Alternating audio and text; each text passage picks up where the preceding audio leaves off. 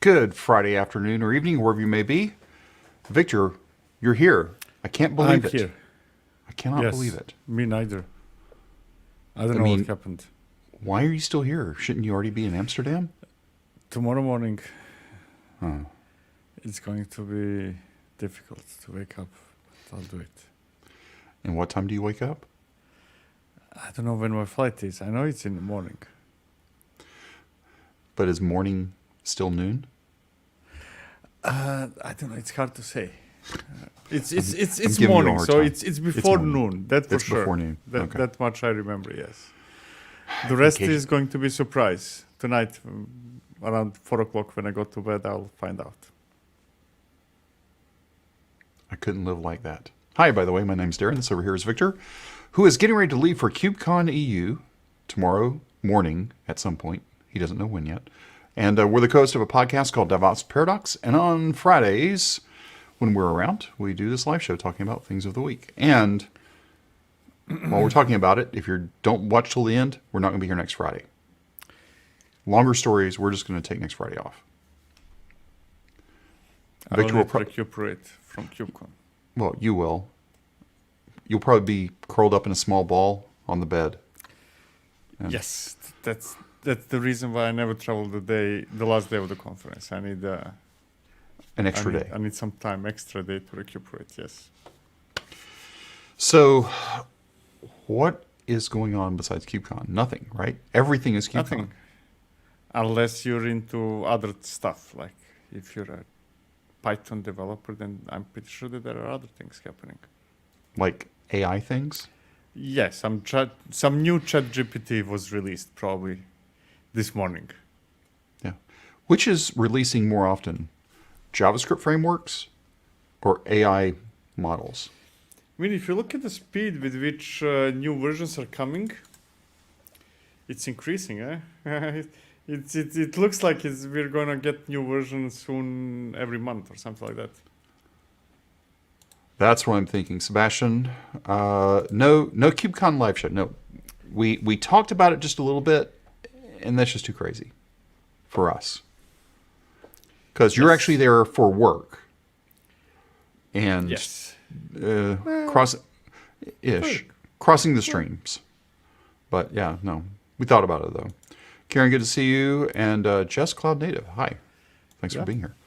Let's talk about this week's podcast. This week's podcast was with Stephen Chen from JFrog. And we talked about a lot of things, not specifically about JFrog, but we talked about Pyrsia, which is a very interesting model that will probably, I imagine, come to more light over the next few months. I have no inside information on it other than what we talked about, which everybody has now heard. But I imagine at CDCon there's going to be more because Pyrsia was donated to the CD Foundation. Yes, CD Foundation. CDCon is coming also soon, right? May 8th and 9th in Vancouver. Yeah. Oh yeah, that's it's together with the Open Source Summit. GitOpsCon. Right. GitOpsCon. Or GitOpsCon. Oh, okay, yeah, nice. They're co-located. So we talked a lot about supply chain security and then talking about Pyrsia and how it's going to play into that. I thought it was a really good episode. Stephen's was a great interview, by the way. It's very well spoken. Not to say that none of our guests aren't. Boy, I shouldn't have even said that. Can we erase that? No, I guess we can't. It's too late. Too late. But it was good. You can tell that this is part of Stephen's day job. Let's put it that way. Very, very well spoken. It's sort of like not me, right? That's not part of my day job. But and you can see also that JFrog is a big company. Just because he's a VP of developer relations, right? Kind of like I'm the only developer relations where I am. Kind of. And you're not even the VP of it. Huh? I am not even VP of it, exactly, kind of like, so give us a couple of, probably, I don't know, you probably need to jump to at least 5 developer relations people to become a VP of it, right? I guess, I don't know. But anyway, podcast comes out on Wednesdays at 6 a.m. Eastern, wherever you get your podcast. Let's get into some news. There's not much this week. This will probably end up being a short show. unless we get down the rabbit hole, which is always possible. Cloud Run release note. There were 2 release notes this week, but I'm calling out the one from April 10th. I thought this was interesting. When deploying a new revision, Cloud Run now starts enough instances of the new revision before directing traffic to it. And this is a change. What the heck was it doing before? I think it's worded weirdly, right? Before it was, okay, so you have one instance of the new revision and it starts redirecting traffic there right away. I'm guessing, I haven't tried it by this, that badly formed text that it will probably deploy more than one before it starts redirecting. That's my guess because it's kind of like enough. What enough means. What is enough? Yes. So maybe it's using data and it saw how much was actually running and how much it does math to figure out, okay, there were 10 there, but really we only need 8. So maybe it's spinning up 8 on the new before it starts redirecting. I just thought it was interesting. Yeah, I agree. What is enough? But anyway, that's the Google Cloud Run stuff. Let's get into some of the stuff that's already started coming out because of KubeCon. ngrok now has an Ingress controller. Okay. Nice. I cannot say that I used it in the last 10 years, but nice. I'm still Not trying to... because it's bad, it's just never... Well, it's brand new, but I'm trying to figure out why do we need an ngrok-specific Ingress controller? Because I'm looking at it, and it looks like the normal Ingress-type stuff. And I'm going through, I mean, okay, so let me go down to the bottom. And again, this is nothing against ngrok. I have not put my hands on it yet. But they go into network should be a high-level abstraction. Why we built it. Network should be a high-level abstraction. Agreed. Right? But isn't that what the existing Ingress already is? Yeah. Yep. Now, this is probably where it is. North to south traffic should be environment independent. Yeah, that's traditionally what service meshes do, kind of multi-cluster communication, stuff like that. Right. So I'm guessing that it goes through... I don't know. I need to check I don't know. Yeah, and then north to south shouldn't require sidecars. And I mean, Ingress does not require sidecars. Exactly. Not a single implementation that I know of, but go ahead. Yeah. So anyway, I just wanted to throw it out there because it was one of the first new things. I've seen some other things, but this was the only, not the only, but this is one of the big things that I did see. I expect the rest of the world, and this, you know what, this comment, I was going to ask you about this, is should anybody be doing anything other than Gateway API at this point? I mean, you know, there are reasons why you wouldn't use Gateway API if you already have a well-established project that does things and you say, okay, it's too much for me to rewrite it or write new ways to do stuff. I'm not justifying it, but I can understand. But if you just released Ingress controller for the first time and it's not cluster API, it makes zero sense to me. Yeah, that's sort of the way I thought. Now, actually, it's a bit more complicated, right? If I would be the one doing that, I would definitely go for cluster API. Now, not cluster, Gateway API. Now, Gateway API is still considered beta. It's likely going to change, so you would need both, probably. But still, no excuse not to have Gateway API. Right. I missed this question here. What's your opinion on the Flux Terraform controller? I have none. I think that I don't see a good reason for it to exist. Okay. We'll just let that be. That's the opinion. Okay. Inge, good to see you. Thanks. So ngrok with an Ingress controller. Okay, that's fine. Maybe they just maybe this was the simple thing to do. I'm going to call it simple. I know it's far from simple. But just to get it out there, so now does this mean, okay, now we should expect a Gateway API solution from them at some point in the future? My gut says yes. Right? I have a very strong suspicion that the name Ingress controller is misleading. It feels like it's doing more than what we expect Ingress controller to do. And Okay. but I need to try it out. When they were talking about east, west, north, south, Yeah. and that's normally not the responsibility of Ingress controller. Securing traffic, I saw somewhere as well. Yeah. Things like that. So I think that the name is misleading. Yeah. Which But is maybe a it's the good thing. I mean, closest not thing. good Yeah. thing that it's misleading, but then it's actually not yet another Ingress, just Ingress controller. Just Ingress controller. Yeah. There's probably more to the. What was the Transformers? More than meets the eye, right? Exactly. We just don't know yet until we get our hands on it, but we'll see. Okay. Anyway, as we can see, as time moves along, EKS now supports 126, which That was means fast. well, it is fast. Which means usually when we see this blog post, if we go all the way to the bottom, we will usually see the end of support, which they did again. I'd forgotten to look at this. So if you're running 22 or 23, then consider upgrading to one of the newer ones. End of support is June 4th.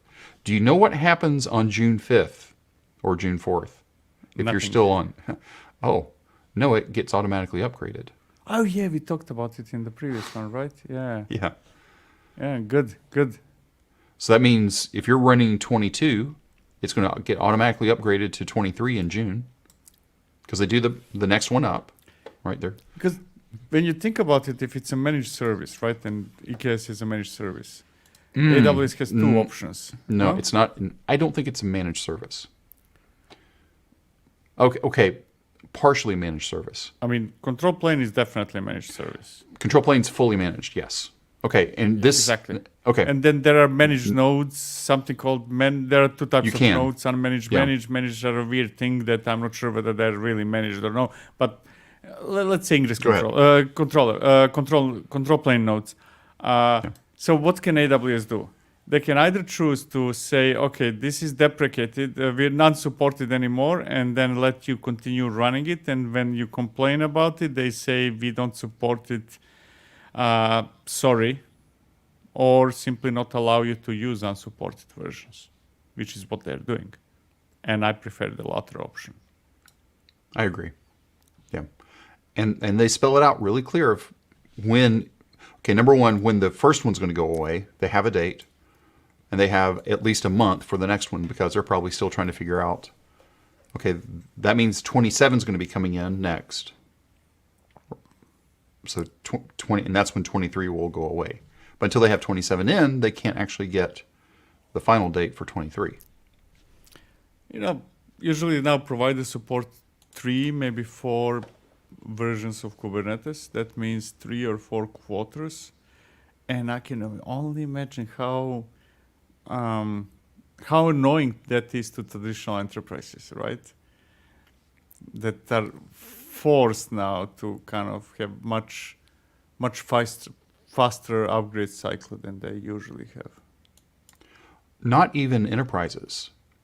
It could just be a small shop. And they're just trying to, it's like, oh, we're going to go in on Kubernetes, and they didn't think, okay, Google Cloud Run, ECS, something else, right? Just a container as a service. It's like, oh no, we got to run Kubernetes ourselves. Just don't Don't. use Kubernetes if you're a small shop. There you go. I said it. Don't use Good. Kubernetes. I'll probably clip that one out. That would be one of the shorts. So with 26 now showing life in EKS, the only reason why that is because 127 shipped.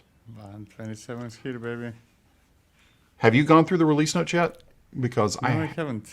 I pulled them in, but I haven't. So we've talked about the image registry Yeah. changing, so we already know that. No big deal. Set comp default is stable. Okay. Mutating schedule directives, GA. So what's Okay. GA versus stable? Am I stable? Isn't that stable? I mean, That's what I thought. Now it's stable. Yeah, I mean, read the first sentence.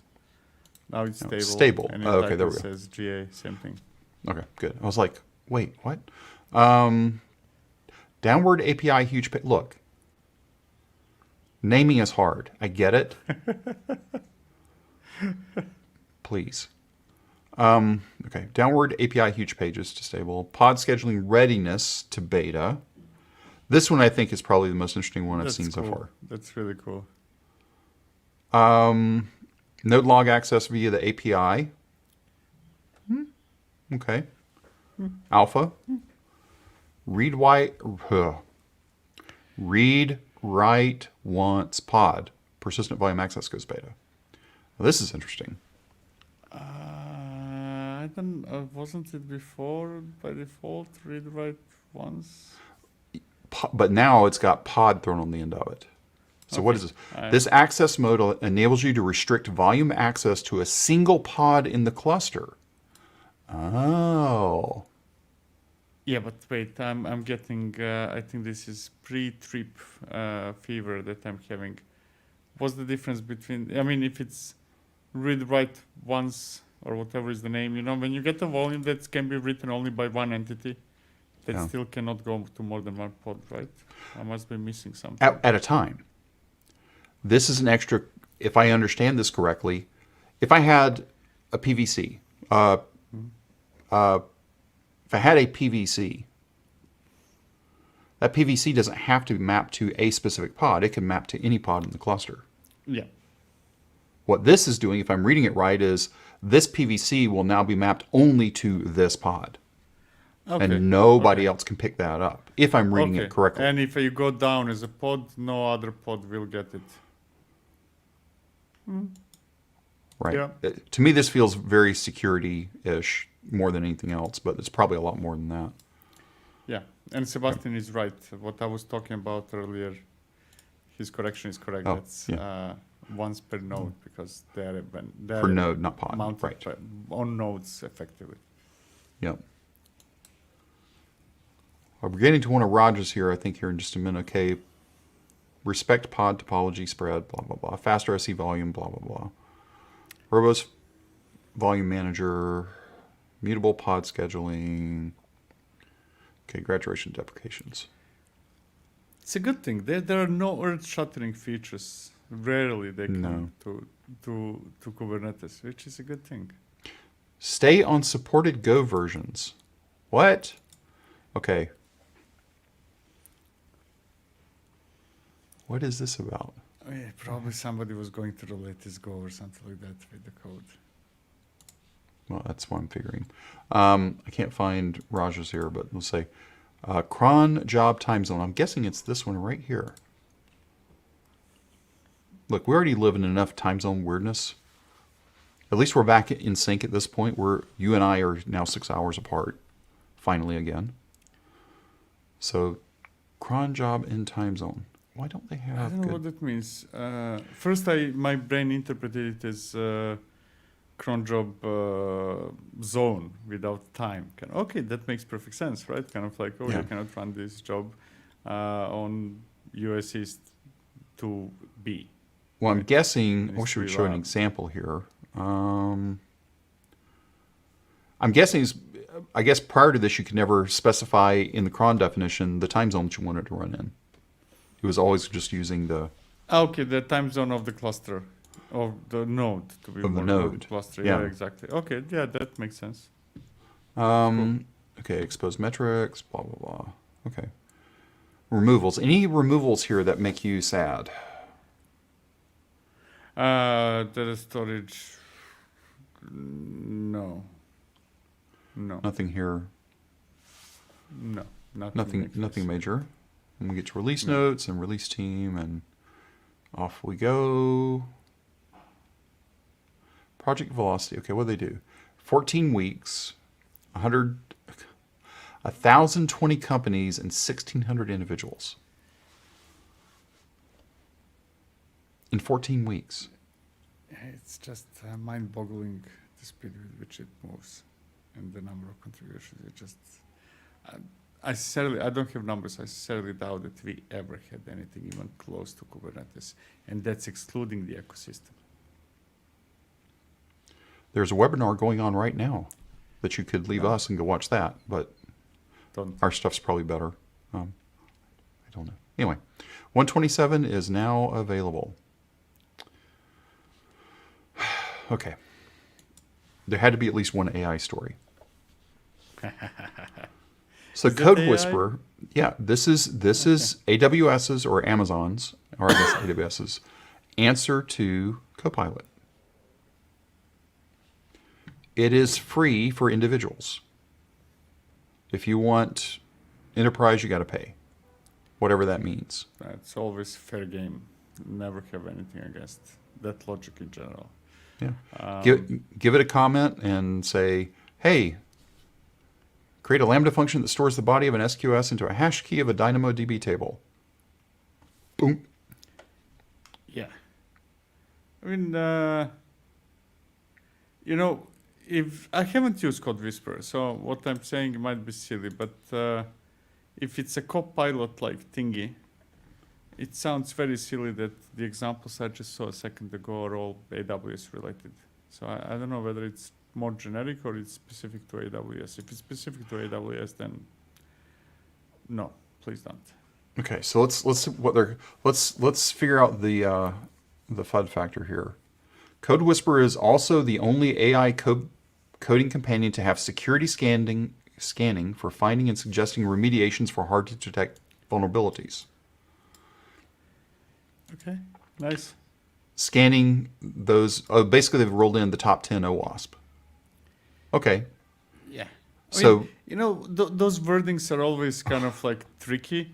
Can you say, yes, that's probably the only AI coding companion that you can use to do security scanning. Now, there are dozens of tools in VS Code that you can use to do security scanning, but none of them are companions to one of the AIs. yeah. So, and this was beta, so now it's just GA. Did I say it? Yeah, it's now GA. It came out beta when was it, last year?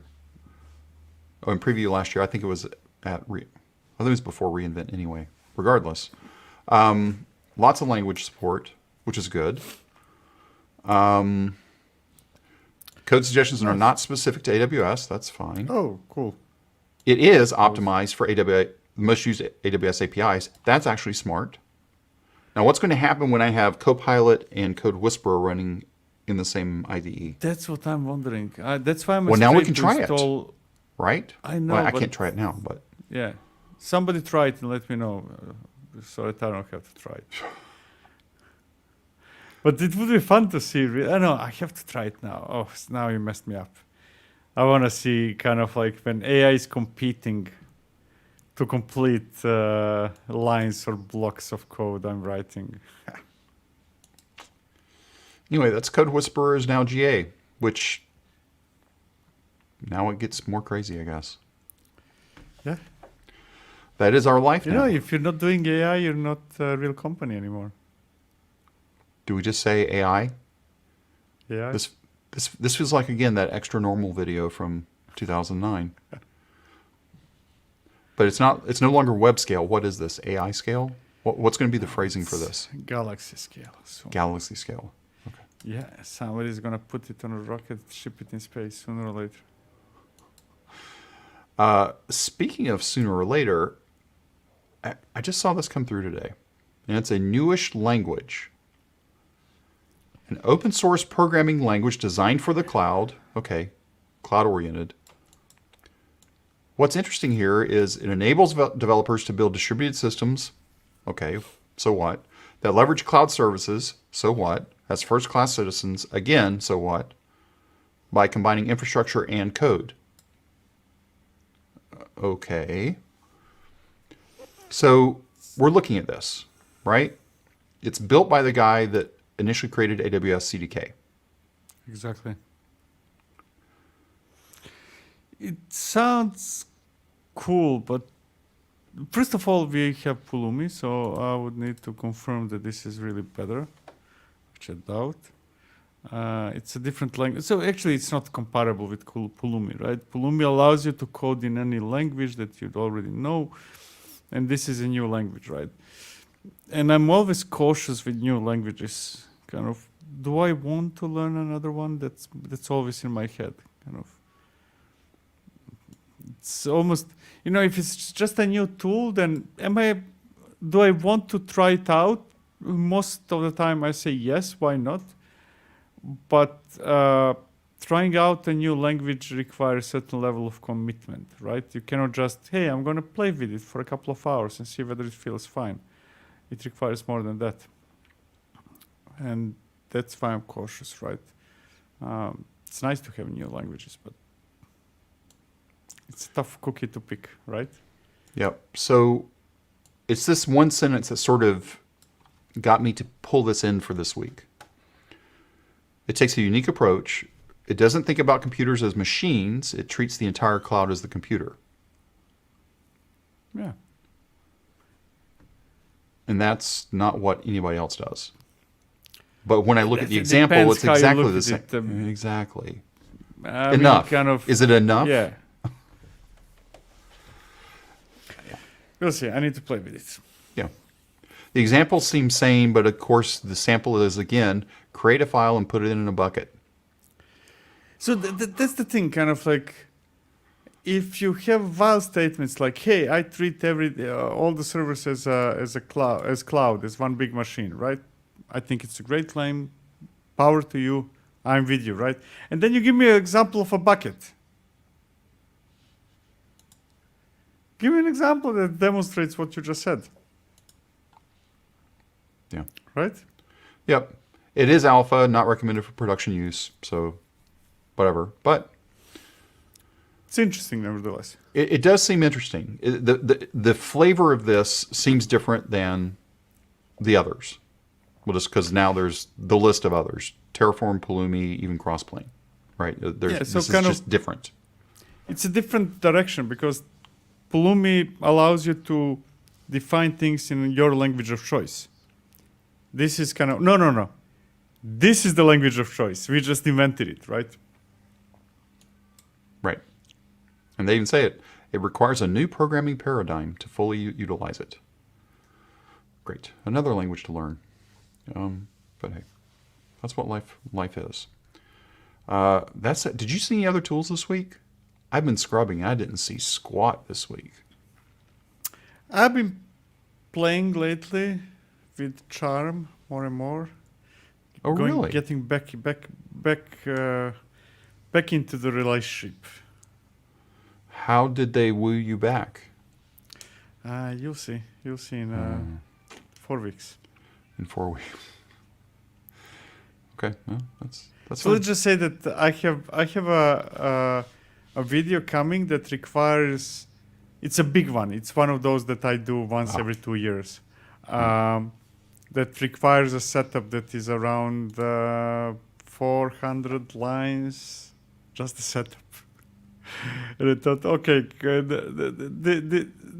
this is not good, right? I cannot ask somebody to spend hours just setting it up, right? So, and then I look into Charm for help, and it delivers. Okay, well, I guess we'll see that in 4 weeks. Yeah. But this week, you're talking about mTLS. Yeah. Why? Why? What? Why mTLS, or why am I talking about mTLS? Yes and yes. mTLS, I mean, for zero trust systems, if you want to ensure that all the applications speak TLS between each other, then you have to have it. It's as easy as that, right? And then it also enables other things. Which I didn't cover in that video, you're probably gonna follow after mTLS with some kind of network policies and so on and so forth, right? But depending on the context and what you're running, you might want to have higher level of trust between applications. Is there ever a reason today that we should not be using mTLS? Latency and performance. I kind of like with anything else. Yeah. It's going to be slower than if you don't use TLS, no matter whether there is M there or no, right? Because it needs to be encrypted and then it needs to be decrypted. So latency or performance is affected. Now, for many, that's not a big deal, right? And usually here's the thing, when that becomes an issue, that's usually the scale where that that becomes a requirement at the same time, right? So kind of those who don't have the issue with that latency, smaller systems, they don't often need TLS, right? And when you do have any issue, I'm talking about large scale, and you need that level of security, then you need to eat it one way or another, right? So you're saying when we're small and we don't use it, and then all of a sudden it's no problem, it's great, but then all of a sudden we get popular, and then it's like, oh no, oh, we see we're not doing TLS between everything.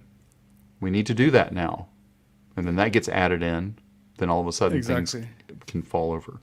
Exactly, because those performance issues are really obvious at certain scale. Not if you have, I don't know, like a couple of hundred users in your system, you're not going to notice a difference between having TLS and not having TLS, right? I'm going to go with another unpopular opinion. If you have only a couple hundred users, you don't need much more than a Raspberry Pi. Exactly. Just go to Vercel or FlyIO or Netlify, something like Anywhere. Exactly. Don't run it yourself. That's actually all the news that we had for this week. There's a question from Just Cloud Native. Oh, you want to get that one? Okay. Just very quickly, yeah. Remind me, I'm always confused upstream, downstream. Upstream would be the original, right? Yeah. Yeah, so use upstream crossplane. Downstream is also open, at least right now, but that's more for the customers of Abound. So use upstream, use crossplane if you're not a customer. What are the topics you're looking forward to the most? Ooh. I don't know. I tend to spend most of the time in corridors and expo area and stuff like that. So I'll just go from one project to another and figure out what they're doing. Oh, and I don't know if he's still on or not. Ingen is going to join Victor and I because we're recording a post KubeCon EU. What we thought about it. Well, what they thought about it, because I won't be there.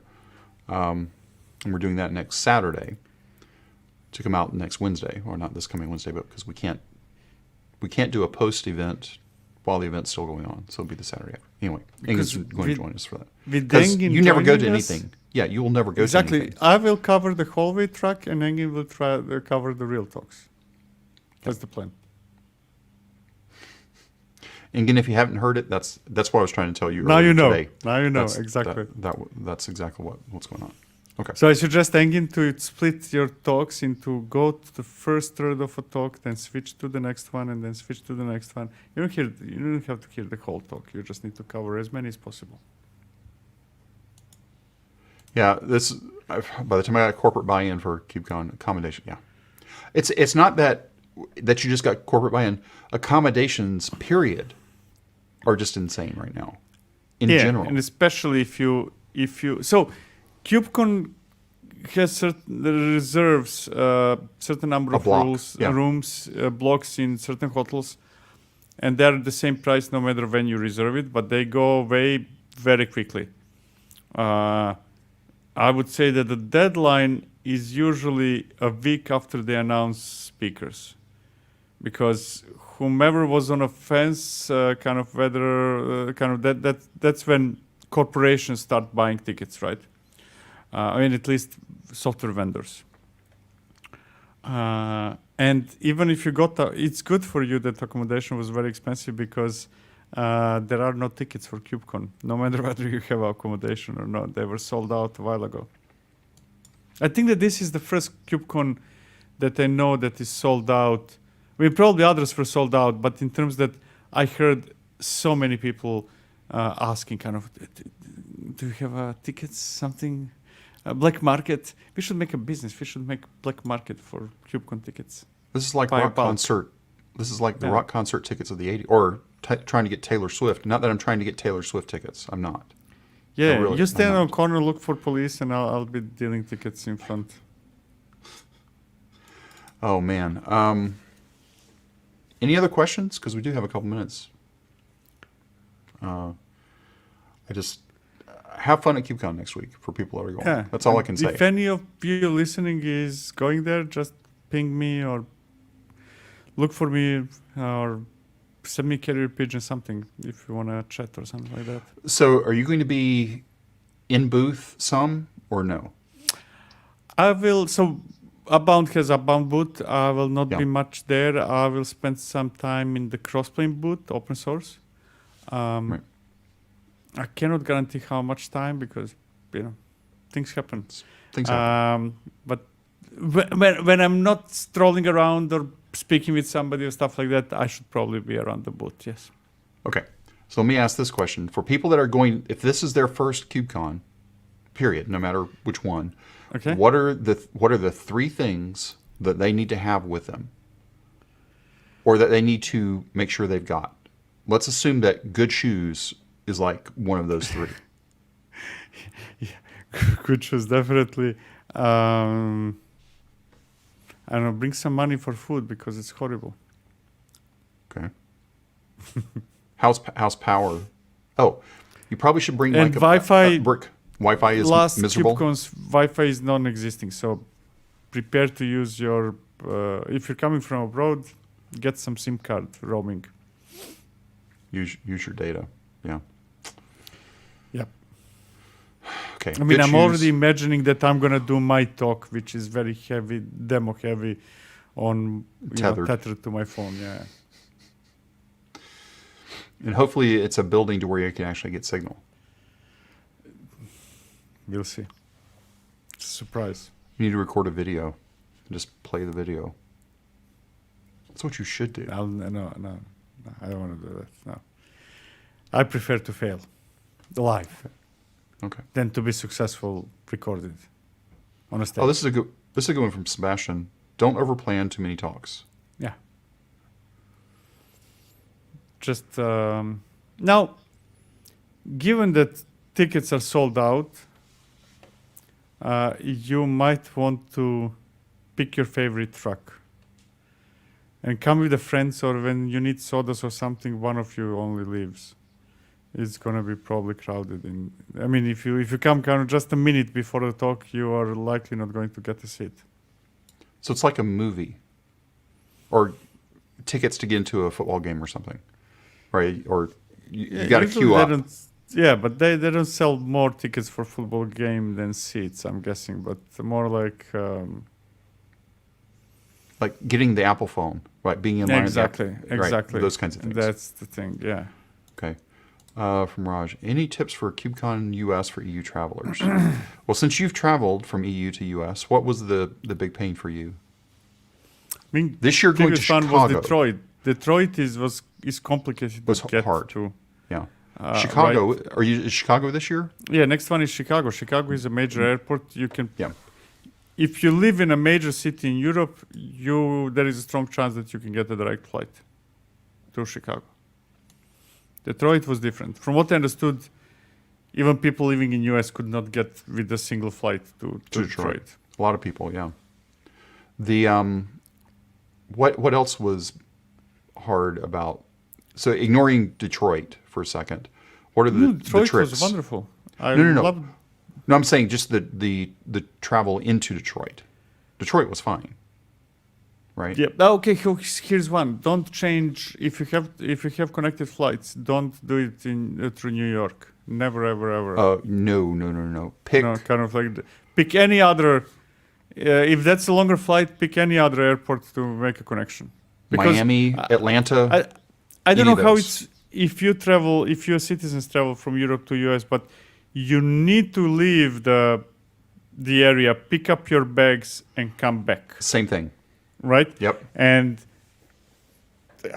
it's a nightmare.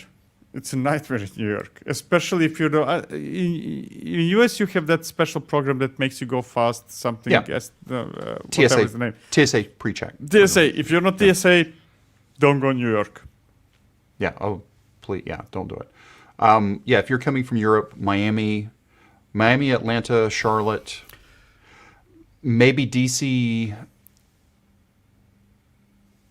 National isn't a bad All one. of but those. I yeah. had always from the that perspective, I always had great experience in all US airports except New York. Don't do New York. Yeah, that would be. I mean, that line for immigration easily can be 2 hours. Easily, just that line. Yep. And that's not the last check you're going to have to do, eh?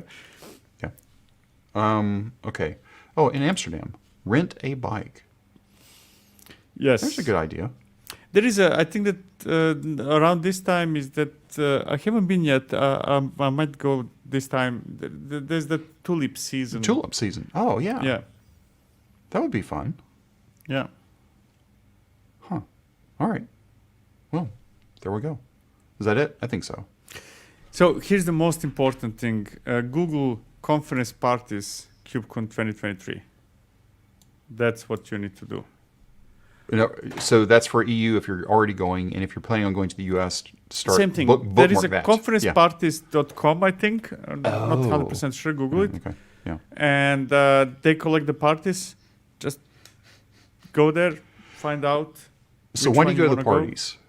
I mean, there's obvious reasons you go to the parties, but why do you go to the parties? Because that's where everybody is. That's where everything is happening. Kind of. Is that the real conference? That's a real conference, yeah. That's the real conference, exactly.